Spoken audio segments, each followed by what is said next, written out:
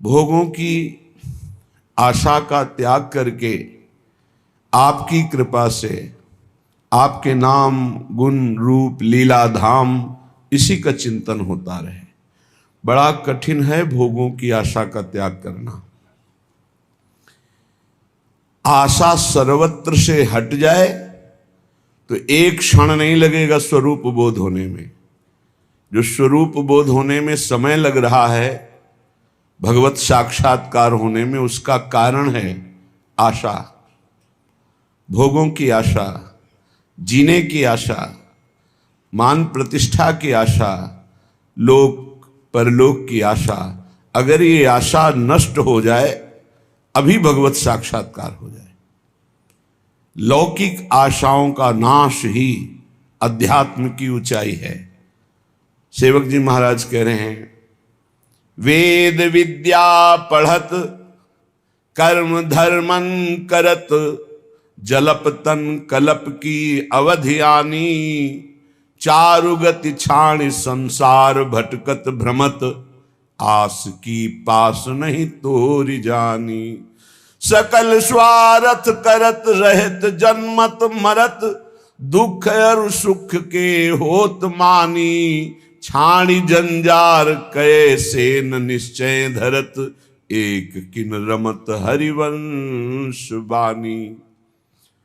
बहुत वेदों का ज्ञान हो चुका है, कर्म धर्मों में भी बड़े प्रवीण हो, लेकिन तुम्हें पता है तुम एक फांसी में बंधे हुए हो, आशा की फांसी। भोगों की आशा, जीने की आशा, धन की आशा, मान प्रतिष्ठा की आशा, आस की पास नहीं तोरी जानी। फिर क्या हुआ? सकल स्वार्थ करत रहत जन्मत मरत, जन्म मरण से मुक्त नहीं हो सकते। स्वार्थ की लीलाएं होंगी, चाहे जितना शास्त्र ज्ञानी हो, कर्मकांडी हो, विद्वान हो। सेवक जी महाराज के वेद विद्या पढ़त कर्म धर्मन करत, जलप तन कलप की अवधि आनी, चारु गति छाण संसार भटकत भ्रमत, आस की पास नहीं तोरी जानी। जिस समय पिंगला वैश्या विदेह राज की नगरी जनकपुर में श्रृंगार करके बैठी कि कोई पुरुष आएगा, मेरे शरीर का मूल्य चुकाएगा और मैं उस धन से सुखी होंगी। जिस पुरुष को देखती, हाँ यही आ सकता है, कोई पुरुष नहीं आया। रात्रि हो गई, खिन्न हो गई, अपनी वृत्ति से उदास हो गई। हाय, मेरे हृदय में सच्चिदानंद प्रीतम प्यारे विराजमान हैं, उनको छोड़कर नाशवान शरीरों की आसक्ति वालों से अपने सुख को चाहा। धिक्कार है मेरी बुद्धि को।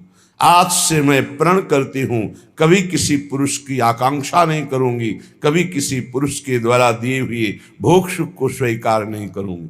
उसी समय उसे तत्व साक्षात्कार हो गया। उसी समय दत्तात्रेय जैसे महान अवधूत ने उसे गुरु पद में बैठाला, और हरिवंश महाप्रभु ने चतुरासी जैसे रस ग्रंथ में उसका उदाहरण दिया। प्रगट पिंगला गायो, पिंगला का नाम लिया। एक क्षण में स्थिति प्राप्त हो गई तितिक्षु ब्राह्मण की। एकादश स्कंद में पढ़ना, जिस समय सबकी आशा काटी उसी समय तत्वबोध हो गया। सारी साधना है आशा का नाश करने के लिए। आशा ही परमम दुखम नैराश्यम परमम सुखम। पर कोई बहादुर गुरु कृपा पात्र ही इस फांसी को काट पाता है, नहीं भोगों की आशा में बहुत लंबा समय जीता रहता है। ये भोग चुका हूं, ये भोग लूं, ये भोग लूंगा, ऐसी आशा लोक लोकांतर की, पद प्रतिष्ठा की, धन मान आदि की, ये बहुत बहुत बड़ी बाधा है और इसे कोई समझ नहीं पाता है, समझते हुए भी नहीं समझता। अगर इस आशा की फांसी को काट दे, जाहि न चाहिए कबहु कछु, तो तुम सन सहज सने, तो बसहु निरंतर तासुर सो राउर निजगे। उसी समय भगवान का प्रकाश हृदय में हो जाए। भगवान के हृदय में रहते हुए भी हम दर्शन क्यों नहीं कर पाते? उसका कारण है इच्छा, वासना, आशा। इसका त्याग हो जाए, अभी भगवत साक्षात्कार हो जाए। साधना हो रही आशा पूर्ति की नहीं, आशा त्याग की। त्यागात शांतनंतरम, त्याग से तत्काल शांति प्राप्त होती है और शांत मन ही भगवान में निरंतर रमण करता है। तो मन सुमिरन कर तो रहे मधुर मनोहर नित्य, नाम रूप गुण को सकल तज के भोग अनित्य। नाशवान भोगों की आशा का त्याग करके हे प्रिया प्रीतम, हे राधा माधव, निरंतर आपके नाम रूप गुण लीला धाम का ही गायन श्रवण मनन चिंतन करता रहूं। जय श्री राधा जयति जय, जय माधव घनश्याम, जयति समर्पण में विमल प्रेम नित्य सुख धाम। जय हो जय हो जय हो, श्री राधा किशोरी की जय हो, घनश्याम श्री माधव की जय हो, और इनके प्रति पूर्ण समर्पण करके प्रेम करने वाले रसिकों की जय हो। बड़ी महिमा है प्रिया प्रीतम के प्रेम में डूबे हुए रसिकों की। श्रीपाद प्रबोधानंद जी महाराज कह रहे हैं, ये वृंदावन मां वसंती यदि वा, बहुत बड़ी महिमा की बात कह रहे हैं। स्पृष्ट्वात दृष्ट्वा गता, ध्यायन्ति प्रणमन्ति तद्गुणगणान् गायन्ति, शृण्वन्ति वा मूर्धना बिभ्रति तद्रजः, क्वचन तत्संबंध संबंधिनस् तान्त्युन्नयते परम पदमहो वृंदावनम पावनम। अगर ध्यान से इसको बैठा लोगे तो निश्चिंत हो जाओगे। श्रीपाद कह रहे हैं, ये वृंदावन मां वसंती, जो अखंड वृंदावन वास का नियम लिए हुए हैं और जो वृंदावन रस के रसिक हैं, ये वृंदावन मां वसंती, यदि उनका कहीं स्पर्श हो जाए, यदि वह स्पृष्ट्वाथ अथवा दृष्टवा दर्शन करने को मिल जाए, गता ध्यायन्ति या एकांत में बैठकर उन रसिक महापुरुष का ध्यान करने को मिल जाए, या प्रणमंती सामने साष्टांग दंडवत करने को मिल जाए, तदगुण गणान गायन्ति उनकी महिमा का उनका यश गान करने का भाव बन जाए, श्रणवंती या कोई उनकी महिमा गान कर रहा हो रसिक महापुरुष की हम सुन लें, वा मूर्धना विभ्रत या उनकी सी चरण को लेकर मस्तक पर पधराने का, ऐसा न मिले तो उनकी चरण रज लेकर मस्तक पर धारण करने का। श्रीपाद कह रहे तद्रह क्वचन तत्संबंध संबंधिन, यदि सीधे रसिक महापुरुष का संपर्क ना हो तो उनसे संपर्क करने वाले का स्पर्श हो जाए, दर्शन हो जाए, संभाषण हो जाए, या एकांत में उनका चिंतन हो जाए, तो श्रीपाद कह रहे परम पदमहो वृंदावनम पावनम, वृंदावन में विराजमान परम पवित्र रसिक महापुरुष का ध्यान स्पर्श संभाषण प्रणाम उनकी चरण रज उनका चिंतन यदि हो रहा है तो निश्चित आपको परम पद प्राप्त हो जाएगा। देवर्षि नारद जी ने भी कहा है, मात संगस्तु दुर्लभ हो, बड़ा दुर्लभ है महापुरुषों का संग, पर अगम्यो यदि निर्वाह कर ले जाओ तो अमोघस्य निश्चित भगवत प्राप्ति हो जाएगी। श्री जी संबंध का निर्वाह करती, ये हमारी प्रिय सखी का शरणागत है, बस इस बात से श्री जी महल खवासी दे, अपने श्री चरणों की सेवा अपने महल का वास प्रदान कर देती। दर्शन, सेवक जी महाराज ने कहा है, दरस परस अघनास बास निज संग करो दिन, तीन मुख हरिजस सुनत श्रवण मानो नत्र पित छिन, कलि अभद्र बरनत सहस कलिकामादिक दोष सब। जितने दोष हैं कलयुग के कामादि दोष हैं, ये सब रसिक महापुरुषों का संग हृदय से किया जाए तो उनके दर्शन से, उनके स्पर्श से, उनके संभाषण से नाश हो जाता है। गंगा जी भी ऐसे रसिक महापुरुषों के स्पर्श की आकांक्षा करती है कि वो कभी हमारे में चरण रख दें तो हम निष्पाप हो जाएं। ऐसे रसिकों का स्पर्श संभाषण दर्शन, श्रीपाद कह रहे हैं यदि दर्शन ना हो, स्पर्श ना हो, संभाषण ना हो तो उनके जो संबंधी हैं उनका दर्शन संभाषण स्पर्श हो जाए तो निश्चित परम पद की प्राप्ति होती है। क्या है इसमें दर्शन संभाषण में? क्योंकि उनके अंदर प्रिया प्रीतम के प्रेम परमाणु है, प्रिया प्रीतम की वार्ता है, प्रिया प्रीतम का अनुराग है, प्रिया प्रीतम की आसक्ति है। तो उनके संग से हमारे हृदय में श्यामा श्याम की निश्चित आसक्ति प्रकट होती है। ये बड़ा सौभाग्य का विषय होता है जब कोई रसिक महापुरुष हमें अपना कह दे, ये अपने जन हैं, या एकांत में जब वो श्री जी के चिंतन में हो, उनके ध्यान में कभी हम आ जाएं इस भाव से कि ये अपना दास है, ये अपना सेवक है, ये अपना निज जन है, ये श्री जी का जन है। निश्चित आशीष जो प्राप्त होता है, जो जीवन का परिवर्तन करता है, ये हम गूढ़ बात कहते हैं, वो मांगने से नहीं मिलता है, वो हाथ रखवाने से नहीं मिलता है। वो मिलता है जब वो भजन में बैठे होते हैं और अचानक आपकी किसी सेवा, दैन्यता, कोई ऐसा आचरण जो उनके हृदय पर प्रभाव डाल चुका है, उस समय आपकी याद आ गई और उस याद में जो आपके पास गया, श्री जी के चिंतन से डूबा हुआ वो भाव, वो आपका परम मंगल, परम कल्याण कर देता है। इसीलिए हरिवंश महाप्रभु ने सीधे श्यामा श्याम की प्रीत की बात न कह के कहा, श्याम श्यामा पद कमल संगी सिर नायो। जो श्यामा श्याम के चरणों के अनुरागी हैं, उनके चरणों में सिर नवाए। कह रहे निश्चित परम पद प्राप्त हो जाता है। प्रभु अपने जन से ज्यादा अपने जन के प्रति प्रेम रखने वाले को दुलार करते हैं। सेवक जी महाराज कह रहे, जो हरिवंश उपासक सेवय सदा सेवू ताके चरण विचारी, और जो हरिवंश को धर्म सिखावे सोई तो मेरे प्रभु ते प्रभु भारी। वो मेरे प्रभु से भी बढ़कर प्रभु है, जो मुझे प्रभु की बात सुनाए। जिनके जाने जानिए युगल चंद सुकुमार, जिनके परिचय कराने से प्रिया प्रीतम से हमारा परिचय हुआ, हम ये जान पाए कि हमारे प्राणाधार जीवनधर राधा माधव श्यामा श्याम, उनको उनसे भी अधिक भाव करके मानना, ये निश्चित परम पद की प्राप्ति का हेतु है।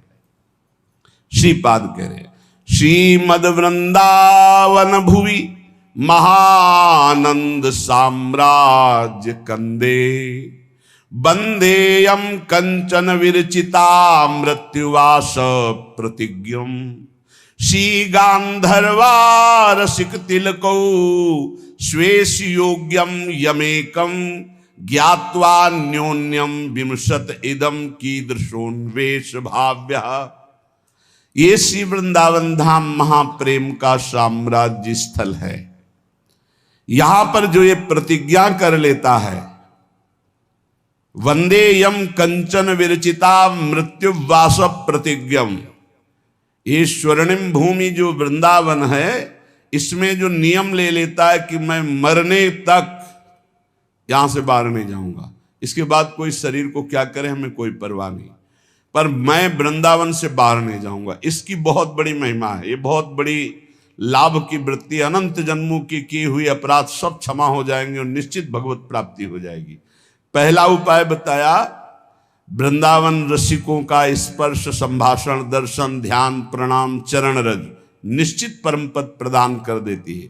दूसरा उपाय बताया, सीधाम वृंदावन का आमरण व्रत ले लेना।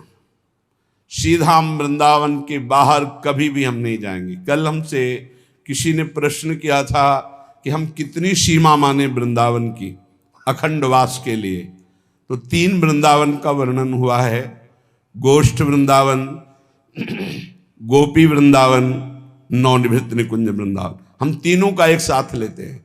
हम ब्रज 84 कोष के अंतर्गत का वास स्वीकार करते हैं कि अगर हमें कहीं जाना है तो बस ये ब्रज 84 कोष के अंतर्गत, इसके बाहर नहीं। हम बरसाना दर्शन, नंदगांव दर्शन, गिरिराज जी दर्शन और मथुरा की भी परिक्रमा होती है। कार्तिक मास में परिक्रमा होती है। श्रीधाम वृंदावन और मथुरा ये सब परम पूज्य है। अगर मथुरा भी जाना पड़े तो ये हमारे ब्रज से कोई दूर नहीं है। परिक्रमा ब्रज 84 कोष की अंतर्गत मथुरा भी आता है। मथुरा से ही कहीं कहीं प्रारंभ होती है। जब परिक्रमा दी थी तो मथुरा से ही होकर आए हुए थे, तो मथुरा भी परिक्रमा के अंतर्गत ही आता है। तो हम जब अखंड वास लेते हैं तो 84 कोष का लेते हैं। इस 84 कोस ब्रजभूमि में हम आ जा सकते हैं। ऐसा इसमें ये भी सुविधा रहती है कि हमें कभी लाडली जी के दर्शन करना हुआ, कभी लाल जी के, कभी गिरिराज जी के, तो हम उसमें बंधे नहीं, हम दर्शन कर सकते हैं जाकर। और ब्रज 84 कोस भूमि ये श्री कृष्णमय है। आमरण व्रत ले लेना, पर ये ध्यान रखना, ये व्रत लेने के बाद फिर बाहर मत जाना। कभी कोई ऐसी गुरुजनों की आज्ञा, जैसे हमारे बहुत से साधक आमरण अनशन व्रत लिए वृंदावन का, पर महारानी जी की पोशाक लाने के लिए दिल्ली भी जाते हैं। सुबह जाते हैं, शाम तक सेवा की सामग्री लेके लौट आते हैं। और ये आज से नहीं, ये पुरानी परंपरा चली आ रही। आनंदी माता जो राधा वल्लभ जी के पीछे मंदिर है, लाडली जी की साड़ी के लिए कलकत्ता गई थी और वहां से लाई थी। अपनी प्रियाजू के लिए, अपने गुरुजी के लिए, उनकी सेवा के लिए यदि हमें जाना पड़े तो हम वृंदावन के अंतर्गत ही हैं, हम वृंदावन से बाहर नहीं, क्योंकि उनकी आज्ञा में हैं, उनकी इच्छा में, उनकी सेवा में, उनकी आज्ञा। अपनी किसी इच्छा या अपनी किसी सेवा के लिए या अपनी किसी दुख निवृत्ति के लिए हम नहीं जाएंगे, पर गुरुजी का आदेश हो जाए तो इसी क्षण जहां वो आदेश कर दें। भगवत ऋषिक जी को गुरुदेव ने उनके आदेश कर दिया, नहीं रहना, चलो जाओ यहां से वृंदावन से बाहर। तो दो काम किए, बाहर के वृंदावन से दूर किया और अंदर वृंदावन प्रकाशित कर दिया। तो गा रहे हमारे उर वृंदावन और माया काल जहां नहीं व्यापे, जहां रसिक सिरमौर हमारे उर वृंदावन और निरंतर प्रिया प्रीतम जहां खेल रहे से वृंदावन प्रकाशित कर दिया। रे वृंदावन की निष्ठा परिपक्व भाव से स्वीकार करने पर वो कैसा भी जीव क्यों न हो परम पद का अधिकारी हो जाता है। पर इसको बड़ी दृढ़ता से स्वीकार। श्री जी की सेवा के लिए गुरु आज्ञा होने पर वो बात अलग। श्री जी के लिए तो जीवन ही अर्पित है, उनके लिए तो पूरा संकल्प विकल्प सब उन्हीं के लिए है। हम अपना कोई संकल्प नहीं, हमारा शरीर सुख के लिए बाहर जाना नहीं होगा, हमारे रोग हो जाए हम अमुक स्थान जाए, ऐसा नहीं होगा। लेकिन यदि श्री जी की सेवा के लिए कि अमुक जगह इत्र मिलेगा, अमुक जगह चंदन मिलेगा, अमुक जगह पोशाक मिलेगी, तो हम जाएंगे।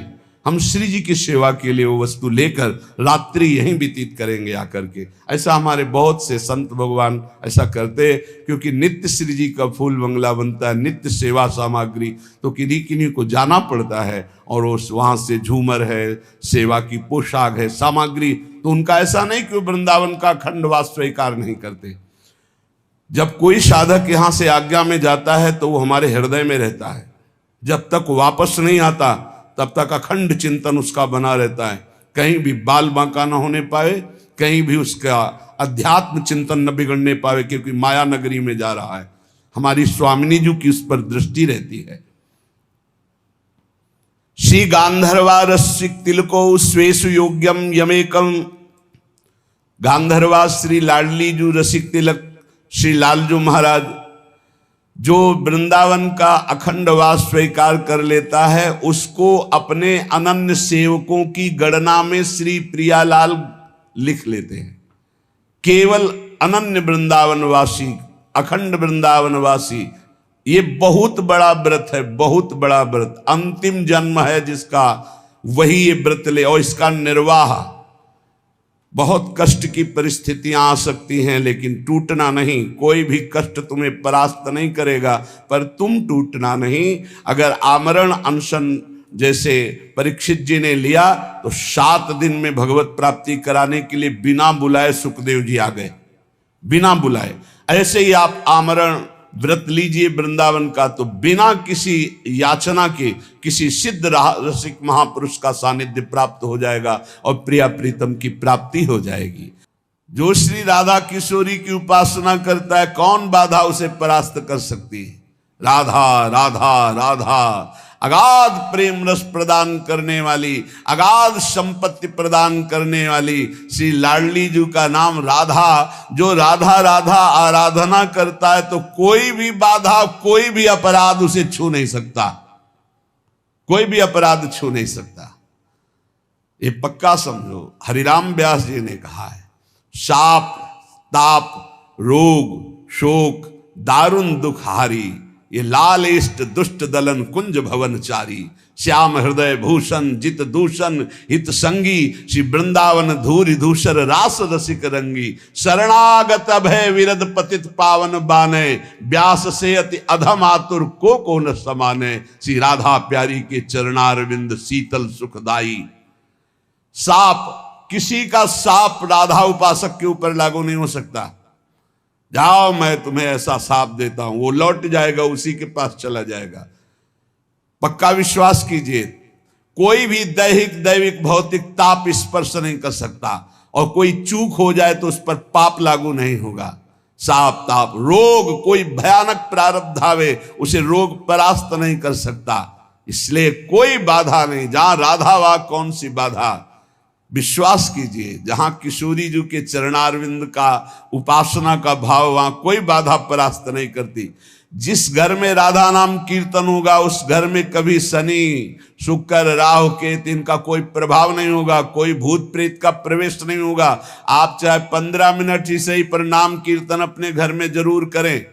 2-4 घर के जो सदस्य हैं बैठ जाएं, कोई साथ ना दे तो अकेले मंजीरा उठाओ, अकेले ताली बजाते हुए राधा राधा राधा, फिर देखो आपके घर में कैसे आश्चर्य में परिवर्तन होता है, कैसा आनंद, कैसा बात। हम ये नहीं कह रहे कि तुम तुरंत ही करोड़पति बन जाओगे, लेकिन जो करोड़पति को भी नहीं है वो शांति तुमको मिलने लगेगी, तुम चिंता शोक रहित होने लगोगे, तुम्हारा हृदय एक आनंद से भर जाएगा, तुम्हें लगेगा अभी तक नारकी जीवन जीता रहा, अब अमृत में जीवन जी रहा हूं। जब राधा नाम सुधा रसम का कीर्तन करोगे, बड़ी महिमा की बात करें।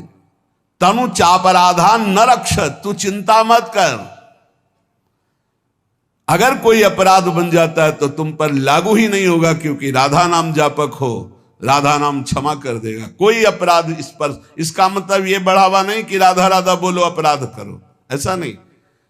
बात यह है कि अगर हमसे कोई चूक हो जाती है तो हमारी स्वामिनी जी का नाम इतना महान है कि वो चूक हमारे ऊपर अपना असर नहीं डाल सकती। हम चूक ना हो ऐसी चेष्टा करें, पर अगर हो जाती है तो कह रहे कि बाधाम सर्वाम स्मर न ही तनुम चापराधान न रक्ष।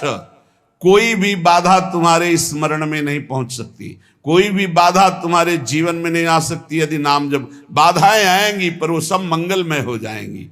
कोई भी अपराध तुम पर लागू नहीं होगा, क्योंकि तुम राधा नाम जापक हो। किशोरी जी का ऐसा प्रताप है। मां याहारतः क्वचिदपि विनाधाम राधा रसांधम, माधावाग्यो क्वचिदशुभम धाम वृंदावनम ही। राधा रसोन्मत्त उपासक यही चाहेगा कि मुझे वृंदावन का वास मिले।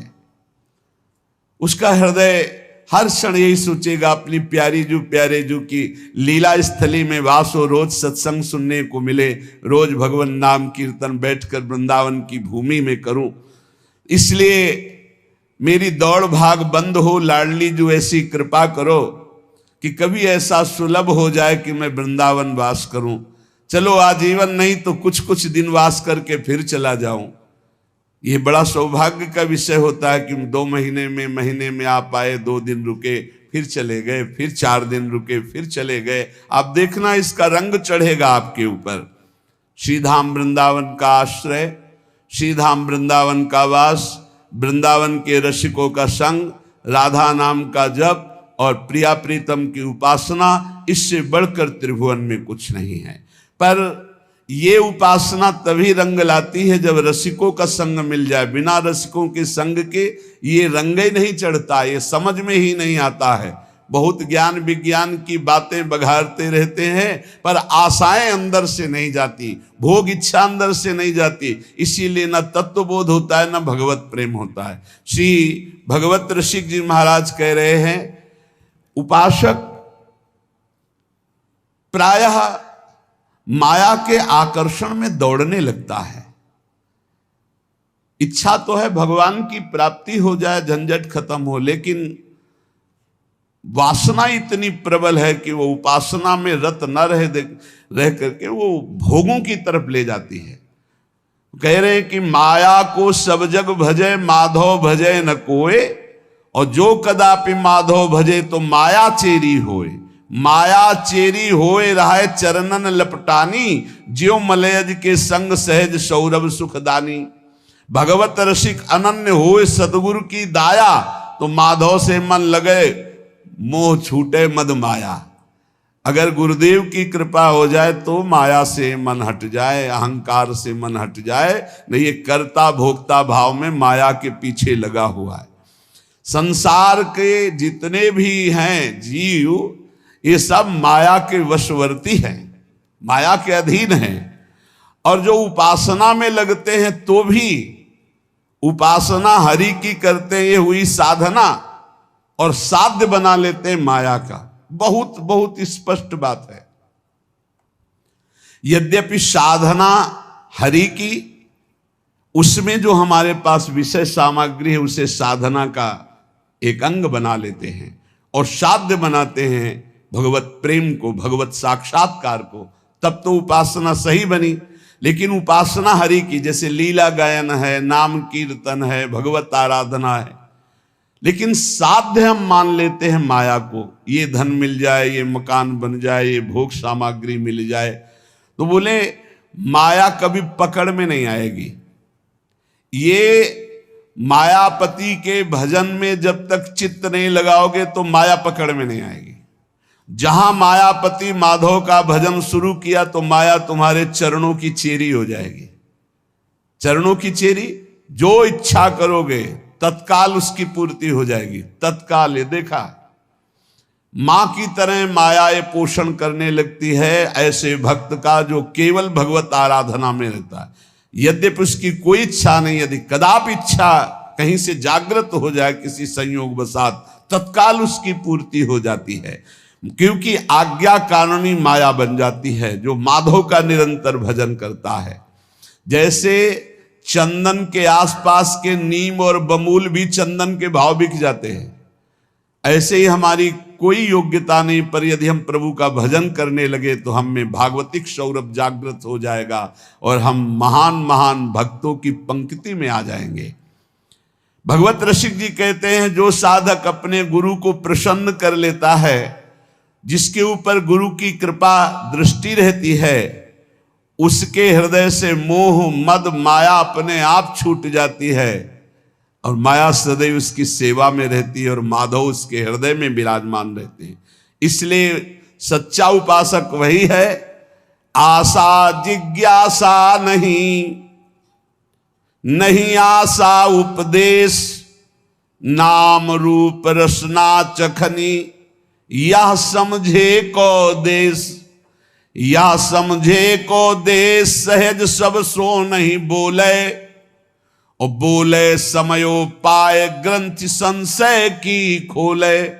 भगवत रसिक अनन्य भानु लो करे प्रकाशा, हरे तिमिर अज्ञान ज्ञान दे पूजवे आशा। भगवत रसिक जी कहते हैं, उपासना के मार्ग में वही सफल हो सकता है जिसके हृदय में कोई भी आशा ना रह जाए। आशा बहुत बड़ी चीज है, बहुत बड़ी वस्तु है। ये बड़े बड़े साधन करने पर भी आशा बनी रहती, चार लोग प्रणाम करें, चार लोग यश कीर्ति, चार सुख सामग्री एकत्रित, ये आशा बनी ही रहती है। जब तक ये आशा है तब तक भगवत साक्षात्कार नहीं। इसी आशा को काटना है। भगवत रसिक जी कहते हैं, इस उपासना के मार्ग में सबसे खतरा है इस आशा से, भोगों की आशा, जगत की आशा, मान प्रतिष्ठा की आशा। कौन भगवान से मिलना चाहता है? कोई बिरला है। देखो ना आप, एक व्याकुलता प्रभु मिलन की नहीं, आशा है भोगों की। भजन कर रहे हैं भगवान का, आशा है भोगों की। बड़ी विचित्र फांसी है। उद्देश्य है भगवत प्राप्ति, लेकिन उस उद्देश्य की कोई आशा नहीं। आशा है भोगों की, आशा है जगत की, मान प्रतिष्ठा की। जगत यही सत्य माना जा रहा है। जगत बोले जिसकी ना किस कोई आशा है और ना कोई जिज्ञासा है, क्या जानना है? हमारे श्यामा श्याम, इनका नाम गुण रूप निरंतर हमें चिंतन करना है, इससे बढ़कर कोई ज्ञान नहीं। नाम रूप रसना चखन ये समझे को देश, जो निरंतर नाम जप करता है, नाम कीर्तन करता है, प्रभु के चरित्र सुनता है, प्रभु के चरित्र गाता है, रूप का ध्यान करता है, वही इस देश में उन्नति प्राप्त करता है उपासना मार्ग में। और ये बहुत कठिन है, बहुत हम देख रहे हैं, बड़ी बड़ी अवस्थाओं के उपासक हो जाते हैं, ना निरंतर नाम चलाने की कोई जिज्ञासा है, ना कोई भगवत तत्व की जिज्ञासा है, बस वो बाहरी बातें बताते हैं आकर के, इतना ये है, इतना ये है, ये अस्पताल खुलवा दिया, ये कर दिया, वो कर। विश्राम कहाँ है अंतर में? वो अशांत हैं। विश्राम कहाँ है? नाम रूप रसना चखनी या समझे को देश। जो निरंतर नाम जप रहा है, बलिहारी गुरु चरणारविंद की प्रथम में ही, प्रारंभिक अवस्था में ही ये बात बता दी थी। वो बैठ गई, कोमल हृदय बच्चा थे, वैसे फूस की झोपड़ी में रहते थे, ऐसे तखत के नीचे आसन हमारा लगता था, जमीन में, वो तखत में गुरुदेव। उठ बच्चा, 2 बजे रात्रि उठ, बैठ, भजन कर। और देख, जब नाम जप का प्रभाव जगेगा तो भगवान की सुंदर मूर्ति आएगी, सुंदर रूप आएगा, तू लग उसी में लग। वो बात ऐसे बैठ गई कि भगवान का दर्शन नाम से ही होता है, नाम जप से ही होता है। कृतार्थ कर दिया। अगर वो नई अवस्था थी, जैसा उपदेश करते वैसा साधन में लगते, पर बस सब साधन करते हुए एक बात थी, एक भी श्वास खाली ना जाए भगवत स्मरण से। नाम रूप रसना चखनी ये समझे को देश। नेत्र रूप का स्वाद ले रहे हैं और हृदय में नाम चल रहा है, सब ज्ञान आ जाएगा, सब ज्ञान, कुछ समझने की बात अन्य नहीं, आशा जिज्ञासा नहीं, किसी से प्रश्न मत करो, अपने आप सब उत्तर आ जाएंगे। जब नाम जप करोगे रूप छा जाएगा आनंद का।